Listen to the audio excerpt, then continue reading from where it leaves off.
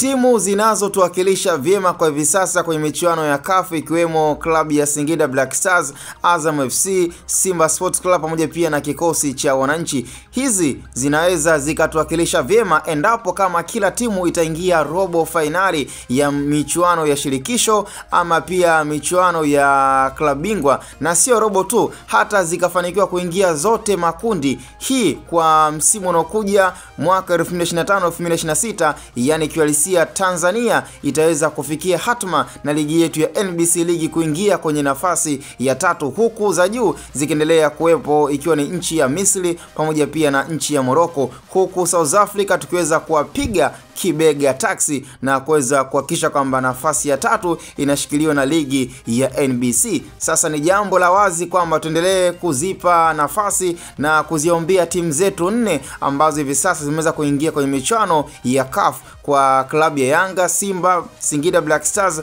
pamoja pia na klabu ya Azam FC, ambapo kwa rais Patrice Motsepe ni wazi kwamba takwimu hizi anazipata, na endapo ikafanikiwa kweli ikawa ni hivyo kwamba timu zote zikaingia makundi, basi ni wazi takwimu itakayokuja ya ligi bora barani Afrika, basi ligi ya NBC inatokea nchini Tanzania itakuwa ni ligi ya 3 kwa ubora. Na mpaka sasa hivi kuna asilimia kubwa kabisa kwa nchi yetu kuendelea kunufaika na kuongeza jitihada zaidi kwamba inaweza kafikia lengo la hata kesho na kesho kutwa kuja kuwa ni timu ya 2 ama ambayo inaweza kututengenezea nafasi hiyo endapo kama Simba na Yanga wakafanikiwa kuingia hata kwenye hatua za finali ama nusu finali, basi ligi yetu inaweza kujikuta kwamba inashikilia hata nafasi ya kwanza, kama tutaendelea kwa spidi hiyo hiyo ambayo hivi sasa tunawakilishwa vyema kabisa katika michuano hii, timu zetu 4 zikiwemo, na bado zimesalia. Hakuna timu ambayo mpaka hivi sasa